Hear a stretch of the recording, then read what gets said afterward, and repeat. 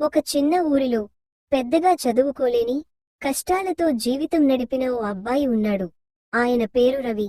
రవి తండ్రి చిన్నప్పుడే చనిపోయాడు. అమ్మ రోజు కూలీ పనిచేసి ఇంటిని గడిపేది. చదువులో అంత గొప్పగా కాకపోయినా అందరూ ఎప్పుడూ తక్కువ చేసి మాట్లాడేవారు. కాని రవిలో ఒక విశేషముంది. అది ఓపిక. ఎవరు తిట్టినా, ఎవరైనా నవ్వుకున్నా అతను హృదయంలో మాత్రం ఒక్కటే అనుకునేవాడు. చిన్న చిన్న పనులు మొదలుపెట్టాడు. టీ స్టాల్లో పని, మెకానిక్ షాప్లో సహాయం.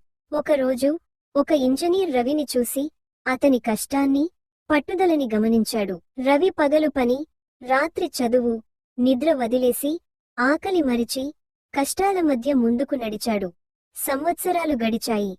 ఒకరోజు రవి ఒక పెద్ద కంపెనీలో ఇంజనీర్ అయ్యాడు. జీవితంలో మనం అదృష్టం కోసం కాదు, కష్టం, ఓపిక, మంచి ఆలోచనలతో మనమే మన అదృష్టాన్ని రాయాలి.